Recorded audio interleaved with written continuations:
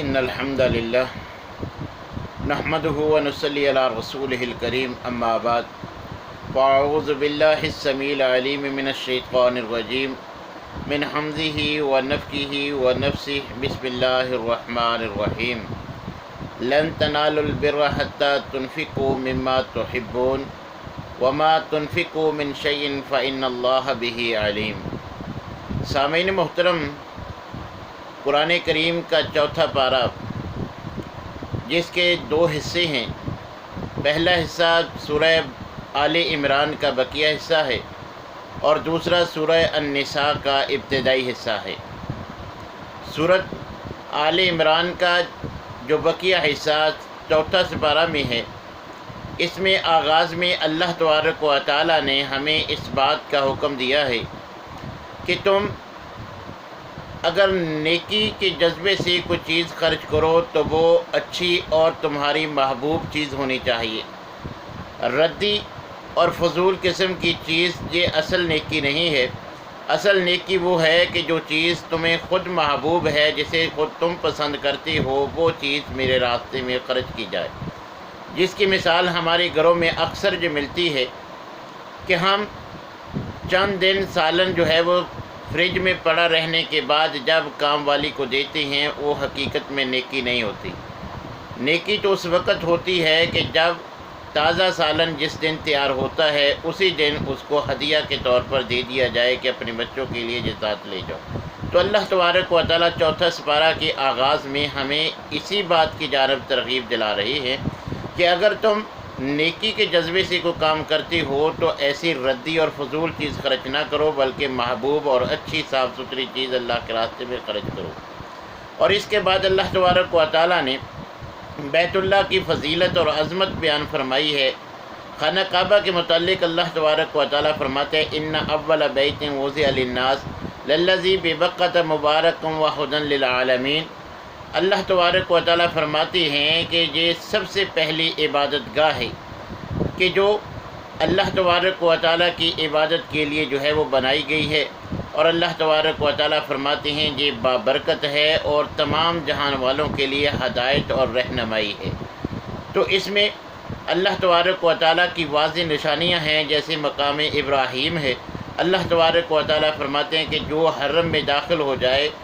وہ امن میں آ جاتا ہے، امن والا بن جاتا ہے، اسے امن حاصل ہو جاتا ہے۔ تو شروع سے لے کر آج تک بیت اللہ امت کے لیے رہنمائی کا مرکز رہا ہے اور انشاءاللہ قیامت تک رہے گا۔ اس کے بعد اللہ تبارک و تعالیٰ باہمی جوڑ کا ہمیں حکم دیتے ہیں کہ وَاعْتَصِمُوا بِحَبْلِ اللَّهِ جَمِيعًا وَلَا تَفَرَّقُوا، کہ آپس میں اتفاق اور اتحاد کے ساتھ رہو،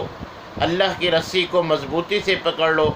الگ الگ گروہوں میں فرقوں میں نہ بٹو، بلکہ ایک جان ہو کر، ایک ملت ہو کر تمام مسلمان زندگی گزارو۔ اور اللہ تبارک و تعالیٰ نے اپنی اس نعمت کا بھی ذکر فرمایا کہ کیسے ابتداء اسلام میں مسلمانوں کی حالت تھی۔ وَاذْكُرُوا نِعْمَتَ اللَّهِ عَلَيْكُمْ إِذْ كُنْتُمْ أَعْدَاءً فَأَلَّفَ بَيْنَ قُلُوبِكُمْ فَأَصْبَحْتُمْ بِنِعْمَتِهِ إِخْوَانًا۔ اللہ تبارک و تعالیٰ فرماتے ہیں کہ تم الگ قبائل سے تھے اور قبائل کی آپس میں دشمنیاں، ایک دوسرے کے خون کے پیاسے تھے، تو کیسے تم دار اسلام میں داخل ہوئے تو میں نے تمہارے دلوں میں ایک دوسرے کے بارے میں محبت پیدا کر دی۔ وہی جو ایک دوسرے کے خون کے پیاسے تھے اب دار اسلام میں داخل ہونے کے بعد حقیقی بھائیوں کی مانند بن گئے۔ تو اللہ تبارک و تعالیٰ فرماتے ہیں یہ میری بہت بڑی نعمت تھی ان لوگوں پر، ان ابتدائی مسلمان یعنی صحابہ کرام پر، کہ وہ الگ الگ قبائل سے تعلق رکھنے والے جب دار اسلام میں داخل ہوتے ہیں تو ایک بھائیوں کی مانند جو ہے وہ بن جاتی ہیں۔ ان کے دلوں میں پیار اور محبت پیدا کرنے والا میں اللہ ہوں، اپنی رحمت کے بل بوتے پر میں نے یہ سارا کام جو ہے وہ کیا ہے۔ اس کے بعد اللہ تبارک و تعالیٰ امت مسلمہ کی فضیلت بیان کرتے ہوئے فرماتے ہیں کنتم خیر امت اخرجت للناس، کہ تم امتوں میں سے، تمام امتوں میں سے بہترین امت ہو۔ بنی اسرائیل کی ناشکری کے بعد، ان کی ہٹ درمی اور ضد کے بعد اللہ تبارک و تعالیٰ نے یہ اعزاز امت محمدیہ کو بخشا کہ تمام امتوں میں سے افضل امت جو ہے وہ امت محمدیہ کو قرار دیا گیا، اور ساتھ اللہ تبارک و تعالیٰ نے اس کی فضیلت کی وجہ بھی بیان فرما دی کہ تامرون بالمعروف وتنہون عن المنکر، کہ تم نیکی کا حکم دیتے ہو اور برائی سے روکتے ہو۔ میرے بھائیو، یہی ہماری تمام امتوں پہ فضیلت کا ایک سبب تھا جو آج ہم چھوڑ چکے ہیں، خال خال نظر آتا ہے۔ شیطان نے ہمیں یہ بہکاوے میں ڈال دیا ہے کہ اپنا مسلک چھوڑو نہ، دوسرے کو چھیڑو نہ، چھوڑو اس نے اپنی قبر میں جانا ہے، میں نے اپنی قبر میں جانا ہے، مجھے اس سے کیا۔ یہ بات درست نہیں ہے۔ ہماری فضیلت کا سبب یہی تھا کہ اللہ تبارک و تعالیٰ نے ہمارے اندر یہ صفت رکھی تھی کہ ہم نیکی کا حکم دیتے، جو نیکی نہیں کرتا اس کو نیکی کی ترغیب دلاتے، اور جب کوئی برائی کرتا دیکھتے تو اسے برائی سے روکتے، کیونکہ اللہ تبارک و تعالیٰ نے اسی کو بات کو پسند کیا ہے کہ وَلْتَكُن مِّنكُمْ أُمَّةٌ يَدْعُونَ إِلَى الْخَيْرِ وَيَأْمُرُونَ بِالْمَعْرُوفِ وَيَنْهَوْنَ عَنِ الْمُنكَرِ اولئک هم المفلحون۔ اللہ تبارک و تعالیٰ فرماتے ہیں تم میں سے ایسا گروہ، ایسی جماعت ضرور ہونی چاہیے جو امر بالمعروف و نہی عن المنکر کا فریضہ ادا کرے، اور اللہ تبارک و تعالیٰ فرماتی ہیں یہ کام کرنے والے، نیکی کا حکم دینے والے اور برائی سے روکنے والے، اللہ تبارک و تعالیٰ ان کو کامیابی کی ضمانت دیتے ہیں کہ یہی لوگ کامیاب ہیں۔ اس کے بعد اللہ تبارک و تعالیٰ نے 2 غزوات کا ذکر کیا ہے، غزوہ بدر کا اور غزوہ احد کا۔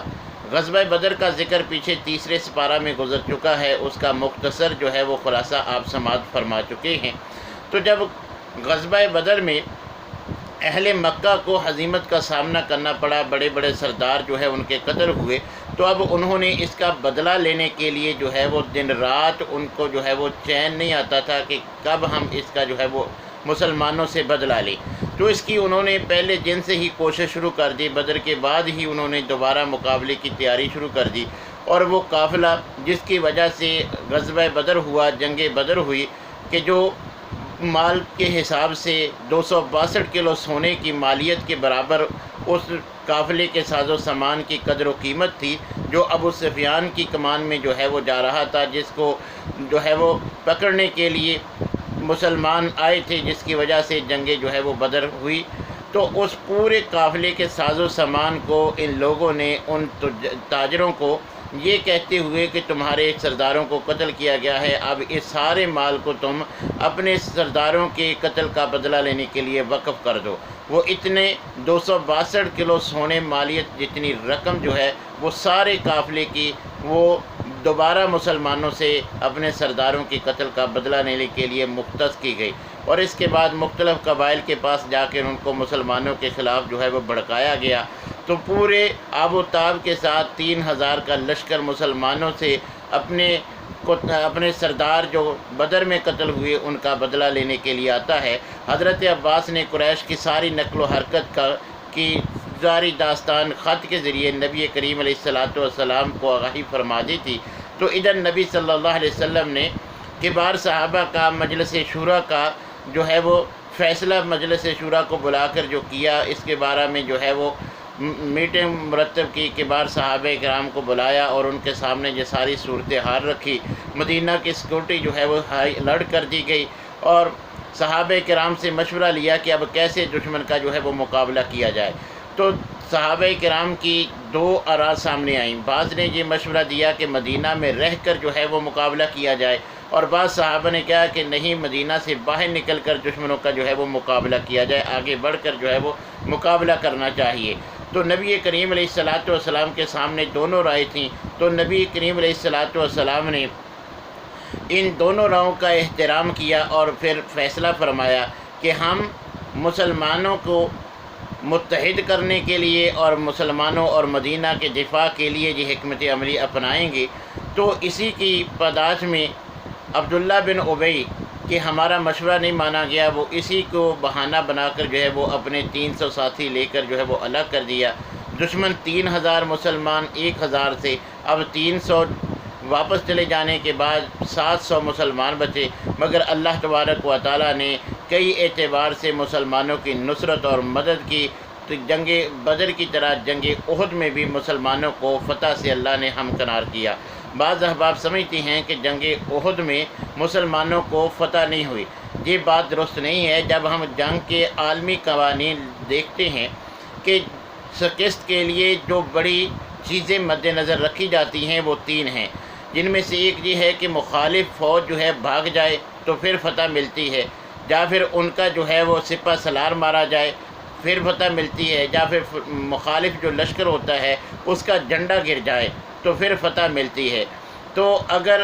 ان تینوں کاموں کو دیکھا جائے تو مسلمانوں سے ان تینوں کاموں میں سے بھی کوئی نہیں ہوا، جبکہ دشمن جو ہے وہ مسلمانوں کا مقابلہ نہ کرتے ہوئے بھاگنے پر مجبور ہوا، تو دشمن بھاگا، اس وجہ سے مسلمانوں کو جو ہے وہ فتح یاب ہوئی۔ ہاں، اللہ تبارک و تعالیٰ نے قیامت تک آنے والے مسلمانوں کو نبی کریم علیہ السلام کی اتباع اور فرما برداری، آپ کے سنت پہ عمل اور آپ کی بات کو جو ہے وہ نظر انداز کرنے کا کیا نقصان ہو سکتا ہے، قیامت تک آنے والے مسلمانوں کو اللہ تبارک و تعالیٰ نے بتلانے کے لیے وہ درے والے صحابہ کرام کا جو واقعہ تھا وہ قیامت تک آنے والے مسلمانوں کے لیے جو ہے وہ متنبع کرنے کے لیے کافی ہے کہ جب نبی کریم علیہ السلام نے عبداللہ بن جبیر کی کمان میں جو صحابہ تھے ان کو حکم دیا تھا کہ کسی حالت میں بھی تم نے اس جگہ کو نہیں چھوڑنا، مگر نبی کریم علیہ السلام کی اس بات کو نظر انداز کرنے کی وجہ سے مسلمانوں کو جو ہے وہ تکلیف کا سامنا کرنا پڑا، نقصان اٹھانا پڑا، جس سے یہ بات معلوم ہوتی ہے کہ نبی کریم علیہ السلام کی اتباع ہی میں فائدہ ہے۔ آج بھی اگر ہم اپنے گریبانوں میں جھانک کر دیکھیں تو ہماری بہت ساری مشکلات، ہماری بہت ساری جو ہے وہ تکالیف، ان کا سبب یہی ہے کہ ہم نے سنت کو نظر انداز کیا ہے۔ آج بیماروں سے ہسپتال بھرے پڑے ہیں، سبب کیا ہے؟ آئے روز جو ہے وہ روڈ ایکسیڈنٹ کیوں ہوتے ہیں کہ ہم نبی کریم علیہ السلام کی سنت کو فالو نہیں کرتے۔ صبح و شام کے اذکار کی ہمیں عادت نہیں ہے۔ جب ہم صبح و شام کے اذکار نہیں کرتے اور دوسرے جو نبی کریم علیہ السلام کے فرامین ہیں جب ہم ان پر عمل نہیں کرتے تو اس کے بہت سارے نقصانات ہمیں دنیا میں ہم اپنی آنکھوں سے دیکھتے ہیں۔ یہ جتنے بھی گرانوں میں جن شیاطین اور اس طرح کی چیزیں جو ہیں وہ مسلمانوں کو تنگ کرتی ہیں، جس کا بڑا اذیت کا سامنا ان کو کرنا پڑتا ہے، اس کا مین سبب ہی یہی ہے کہ انہوں نے نبی کریم علیہ السلام نے جو احتیاطی تدابیر بتلائی تھیں، ان سے تحفظ کے لیے جو اذکار بتلائے تھے وہ ہم نے پڑھنے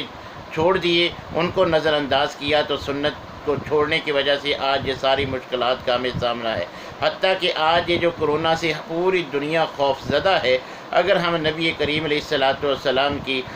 بتلائی ہوئی دعائیں، وہ صبح و شام کے اذکار اس کی عادت بنا لیں تو انشاءاللہ کرونا اور اسی طرح کے دیگر وبائی امراض سے اللہ تبارک و تعالی ہمیں اپنی حفاظت میں رکھے گا۔ تو اس انداز میں اللہ تبارک و تعالی نے غزوہ احد میں بھی مسلمانوں کو فتح یاب فرمایا۔ جنگ احد میں اب 70 مسلمان بھی شہید ہوئے، تو مسلمان اتنی کثرت سے جب شہید ہوئے تو ان کی ازواج جو ہے وہ بیوہ ہوئیں، بچے یتیم ہوئے، تو اللہ تبارک و تعالی نے اب صورتحال کو مد نظر رکھتے ہوئے ایسے قوانین اور اگلے حصہ میں اس سپارہ کے جو اللہ تبارک و تعالی نے سورہ النساء کے ابتدائی حصہ میں مضامین اذکار کیے ہیں، ذکر کیے ہیں، جو مضامین مذکور ہیں وہ خانگی زندگی کے متعلق ہے، خانگی مسائل ہیں، کیونکہ جنگ احد میں مسلمانوں کی ان شہادتوں کی وجہ سے خانگی مسائل پیدا ہوئے تھے۔ تو ایک تو اللہ تبارک و تعالی نے مسلمانوں کو کامیابی کے لیے سنہری اصول بتلایا کہ یا ایھا الذین آمنوا اصبروا وصابروا ورابطوا واتقوا اللہ لعلکم تفلحون، کہ اگر تم کسی بھی میدان میں کامیابی چاہتے ہو تو اللہ تبارک و تعالیٰ فرماتے ہیں کہ تم نے صبر کرنا ہے، مقابلہ کرنا ہے اور مورچوں میں ڈٹ کے مقابلے میں رہنا ہے، اور اس کے ساتھ ساتھ اللہ کا ڈر تقوی اختیار کرنا ہے۔ تو نبی کریم علیہ السلام نے بھی انہی باتوں کی طرف نشاندہی فرمائی تھی، تو اللہ تبارک و تعالیٰ بھی یہی باتیں سورہ آل عمران میں فرما رہی ہیں کہ اگر ایمان والو تم ان چیزوں کو اپنا لو تو لعلکم تفلحون، قریب ہے کہ کامیابی تمہارا ہی مقدر بنے گی۔ اگر کسی بھی میدان میں کامیاب ہونا چاہتے ہو تو اللہ تبارک و تعالیٰ نے ایمان والوں کو جو نسخہ بتلایا ہے کہ آزمائشیں آئیں گی، تکالیف آئیں گی، گھبرانا نہیں، صبر کرنا ہے اور مقابلے سے بھاگنا نہیں ہے، مقابلہ کرنا ہے، جم کے مورچوں پہ ڈٹے رہنا ہے، اور اس کے ساتھ ساتھ اللہ کا ڈر اپنے دل میں پیدا کرنا ہے، اللہ سے اپنا تعلق مضبوط کرنا ہے، اللہ سے دعائیں مانگنی ہے۔ اللہ کے ساتھ تعلق مضبوط ہوگا، صبر کرو گے، ڈٹے رہو گے تو اللہ تبارک و تعالیٰ فرماتے ہیں کہ کامیابی اور فتح تمہارا مقدر بن جائے گی۔ اور اللہ تبارک و تعالیٰ نے پھر نبی کریم علیہ الصلوۃ والسلام کی شکل میں جو ہم پر احسان عظیم فرمایا، اس کا ذکر فرمایا، لقد من اللہ علی المؤمنین اذ بعث فیہم رسولا من انفسہم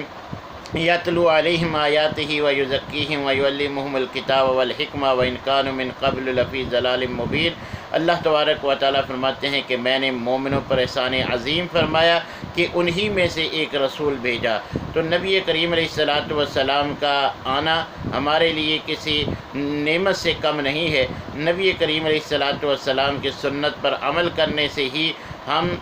دنیا میں بھی کامیاب ہوتے ہیں اور آخرت میں بھی ہماری کامیابی ہے۔ نبی کریم علیہ الصلوۃ والسلام کے ذریعے اللہ نے ہم تک ہدایت پہنچائی ہے، ہمیں صراط مستقیم کی توفیق دی ہے۔ یہ واقعۃ اللہ تبارک و تعالیٰ کا ہم پر بہت بڑا احسان ہے۔ اس کے بعد سورہ النساء میں اللہ تبارک و تعالیٰ نے خانگی مسائل کا ذکر کیا۔ جیسا کہ میں نے ذکر کیا کہ جنگ احد میں 70 مسلمان شہید ہوئے، اب ان کی بیوہ ہیں اور ان کے یتیم بچی ہیں اور ان کے مسائل کا مسلمانوں کو سامنا ہے، تو اللہ تبارک و تعالیٰ نے ان مسائل میں جو ہے وہ ہماری رہنمائی فرمائی ہے۔ بیواؤں کے بارے میں اللہ تبارک و تعالیٰ نے فرمایا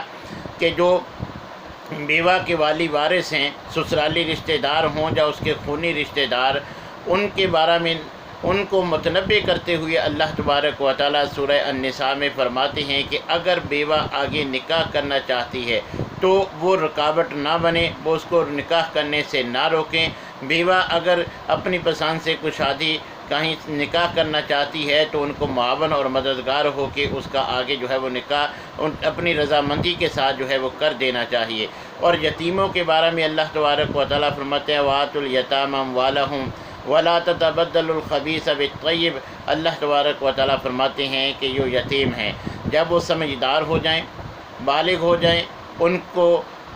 مال کی خرچ کرنے کی جو ہے وہ صحیح سمجھ آ جائے، وہ فضول خرچی کرنے والے نہ ہوں بلکہ مال کی حفاظت کرنے والے ہوں، ایسی صورت میں اللہ تبارک و تعالیٰ نے فرمایا کہ جب وہ اس قابل ہو جائیں کہ وہ اپنے مال کی حفاظت کرتے ہیں تو ان کا مال بحفاظت ان تک جو ہے وہ پہنچا دو، جو ان کا مال تمہارے پاس ہے، تمہارے پاس وہ بطور امانت ہے۔ جب وہ اس اہل ہو جائیں کہ اپنے مال کی حفاظت کر سکتے ہیں، اس کو بیجا خرچ نہیں کریں گے، ان کو نقصان نہیں پہنچائیں گے، تو اللہ تبارک و تعالیٰ فرماتے ہیں کہ ان کو ان کا مال جو ہے وہ لوٹا دو۔ اور اس کے بعد اللہ تبارک و تعالیٰ تعدد ازواج کا حکم فرماتے ہیں کہ فَانكِحُوا مَا طَابَ لَكُم مِّنَ النِّسَاءِ مَثْنَىٰ وَثُلَاثَ وَرُبَاعَ فَإِن خِفْتُمْ أَلَّا تَعْدِلُوا فَوَاحِدَةً۔ اللہ تبارک و تعالیٰ مسلمانوں کو 4 تک شادیوں کی اس آیت کریمہ میں اجازت دے رہے ہیں۔ بظاہر لوگ اس پر شور مچاتے ہیں کہ یہ تو عورتوں پہ ظلم ہے، اس طرح کی جو ہے وہ باتیں کی جاتی ہیں، عورتوں کے حقوق کو سلب کرنے والی باتیں اس آیت کریمہ کے تناظر میں کی جاتی ہیں۔ تو اگر ہم دیکھا جائے کہ جس معاشرہ میں یہ اللہ تبارک و تعالیٰ نے 4 شادیوں کا حکم دیا ہے، اس معاشرہ میں 10 20 عورتوں سے نکاح کیا جاتا تھا، تو اللہ تبارک و تعالیٰ نے تو عورت کو آسانی دیتے ہوئے 4 تک کی مردوں کو اجازت دی ہے۔ 4 سے زائد جو ہے وہ شادیاں کرنے سے اللہ تبارک و تعالیٰ نے منع فرما دیا ہے۔ تو یہ 4 تو اللہ تبارک و تعالیٰ نے زیادہ سے کم کر کے اس کا حکم دیا ہے، اور یہ 4 بھی اللہ تبارک و تعالیٰ نے ہر مسلمان پر فرض نہیں کی، یہ تو اللہ تبارک و تعالیٰ نے مشروط اجازت دی ہے کہ اگر تم ان میں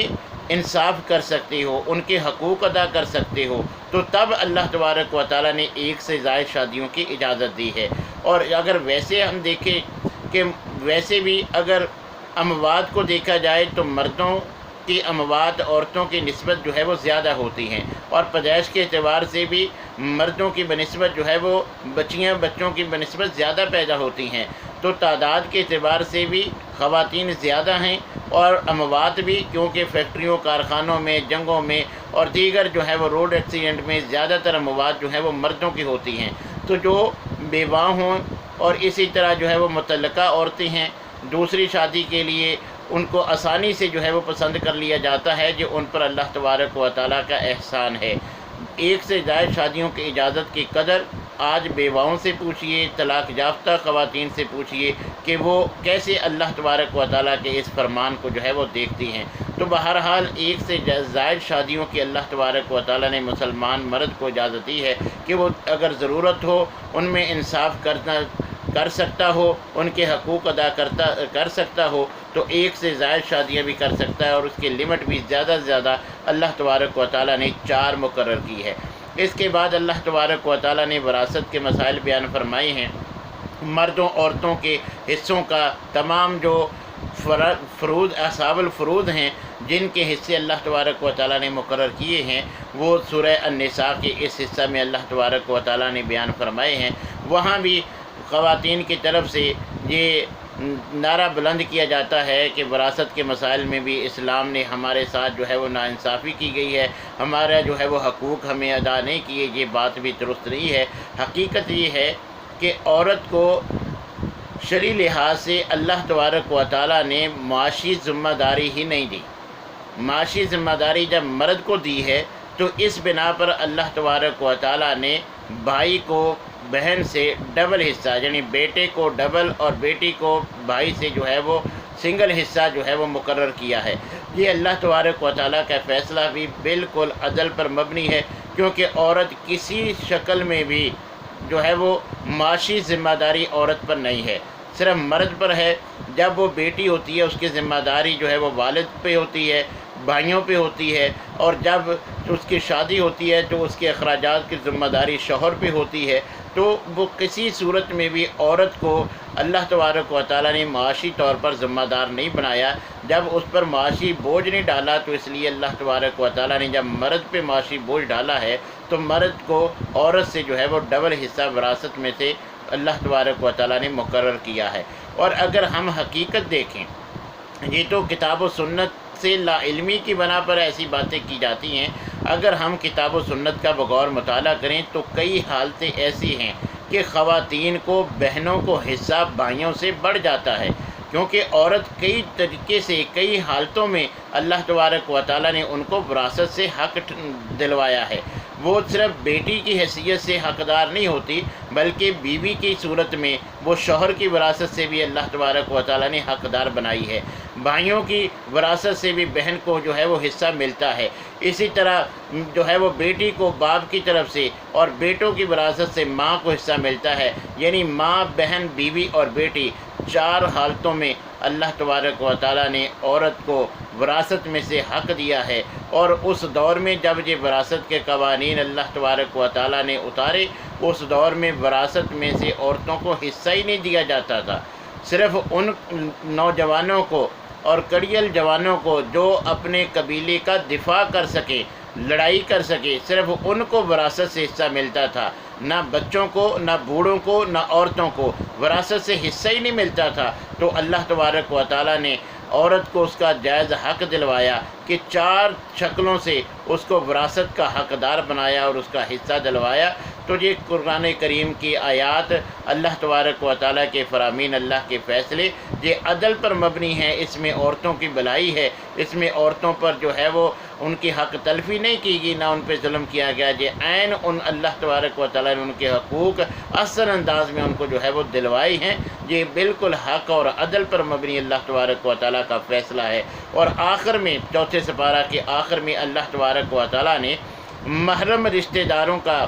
جو ہے وہ ذکر فرمایا کہ کون کون سے محرم رشتے ہیں جن کے ساتھ جو ہے ان کے ادب اور احترام کی وجہ سے ان سے نکاح نہیں ہو سکتا۔ ان میں اللہ تبارک و تعالیٰ نے مائیں، بیٹیاں، بہنیں، پھوپھیاں، خالائیں، بھتیجیاں، بھانجیاں، اور اسی طرح